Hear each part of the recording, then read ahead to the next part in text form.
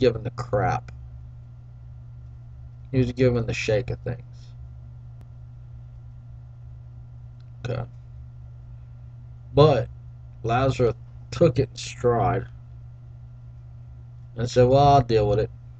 Not a big deal. When he died, he got paradise. What did the rich man get? He got his butt tormented for the rest of his life. Forever and ever and ever. Never to be able to escape. Never ever to be able to escape. No matter what. So, for the rich man, sorry, bro. No do for you. Anyway.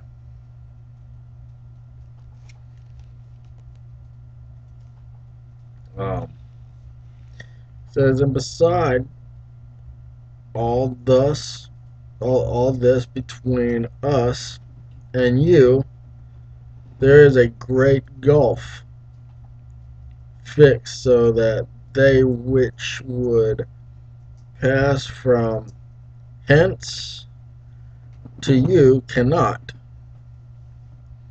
neither can they pass to us that would come from thence. Basically, there's a big gulf separating Adam's bosom at this time, and hell, you can look into it, but you can't pass through it. There's no way. Kind of like an invisible force field or something, type deal. I'd like to see if it might be like the commercials and get Lazarus, be like, or get the rich man, be sitting there with a cup of water. Come on, Lazarus! Come on, rich man! Come on, rich man! Come and get this cup of water! Boom! Just like the commercial with the birds flying into the window. That'd be kind of funny. But, and again, put a little humor to this, with no disrespect to the Bible or God. Just a little way to parallel everything. Um, then he said, I pray thee, therefore, Father, that thou wouldest send him to my father's house. For I have 5 brethren, that he may testify unto them, lest they also come into this place of torment. So basically, he's trying to get God to tell Lazarus to rise from the dead and go tell his 5 brothers not to do the stupid stuff that he was doing, because he doesn't want them to go in the land of torment. However, we're going to find out what's said about that here in a minute. Okay?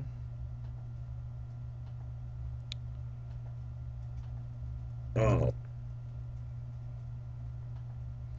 says, Abraham saith unto him, they have Moses and the prophets. Let them hear them. Ooh. They have Moses and the prophets. The prophets and Moses are going to testify about this place. They're going to prophesy it, and they're going to tell the 5 brothers about this place. However, it's up to the 5 brothers to believe or not believe.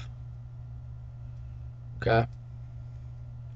Let me put it to you this way. When Jesus, this is, I believe, don't quote me, I don't have a timeline,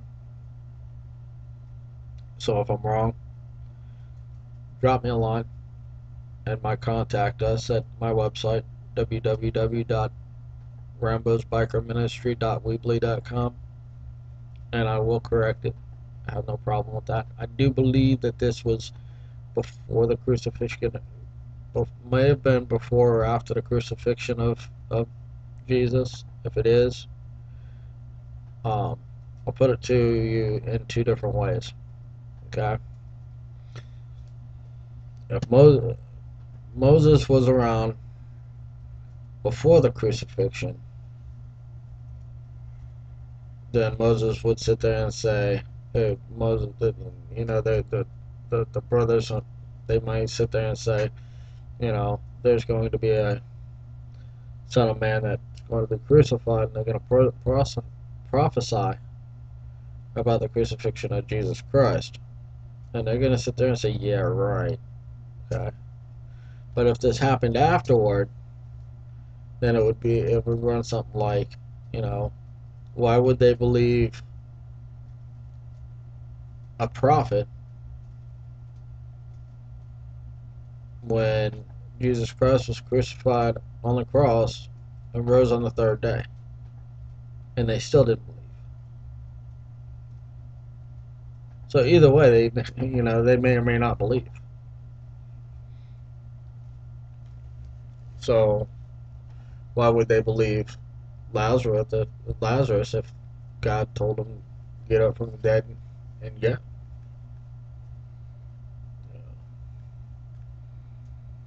I believe Lazarus died one time before this. There's a man named Lazarus, I believe, and Jesus called him out from the grave. Jesus cried when he did it. Why? Because he knew exactly what the guy was going to be leaving in order to come back down to earth. But it happened.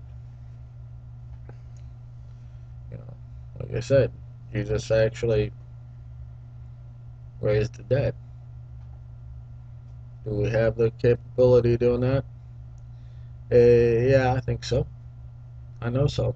I haven't done it myself, but talk to go to the websites of Dwayne Sheriff and listen to some of his messages, and go to Andrew Womack Ministries and listen to some of his messages. I think Andrew Womack had a guy that died in his office and brought him back to life. Said it was the rudest thing the guy ever did. I don't know. Check out Healing Journeys too by Andrew Womack. I mean, I'm not trying to plug people, but if it's good, I'm going to tell you about it. Andrew Womack is a excellent preacher. Preaches on faith and healing, and um, really good man of God, as well as Dwayne Sheriff and some others that I particularly like. But to get back into the word here, um, before I lose my spot, it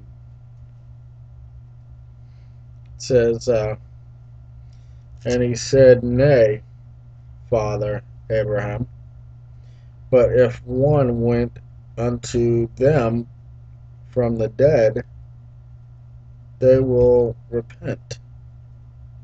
And he said unto him, "If they hear not Moses and the prophets, neither will they be persuaded, though one rose from the dead, often though though one rose though one rose from the dead."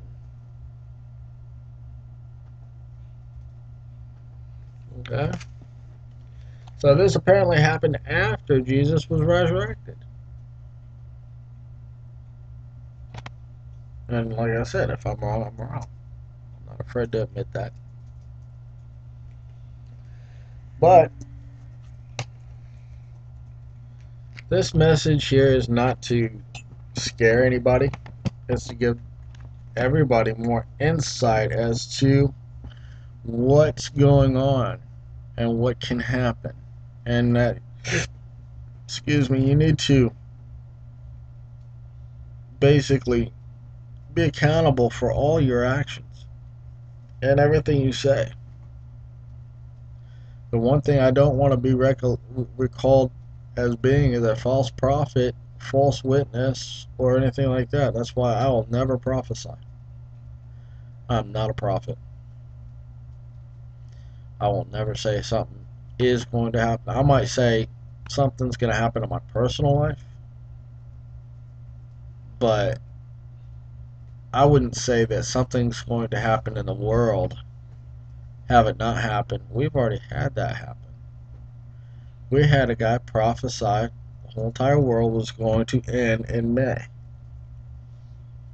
And it turned he spent his life savings putting out advertising on billboards, buses, and anything else that he could plaster this false uh, prophecy on, because it says in the Bible, no man will know the hour nor the minute. When Jesus was down on here on earth, people asked, when is the world going to end? He said, I don't know. He didn't know when he was on earth. He wasn't given the intel. Now that he's in heaven, I'm sure he knows. He said he's up there building a fleet of Harleys, ready to come down. Hoorah. Gonna be Jesus Christ hardcore biker army. It's gonna be the Heavenly Saints MC. Not to be mixed up with Heaven's Saints motorcycle ministry, which seem to be a bunch of pretty good guys. But anyway, hopefully you guys enjoy this message and a little bit of humor that was brought along with it to lighten it up just a little bit. Because I don't want to scare crap out of everybody. Turn them away from the Bible. But some things are important. Anyway, from Rambo to everybody out there, as always, keep the rubber side down. God bless.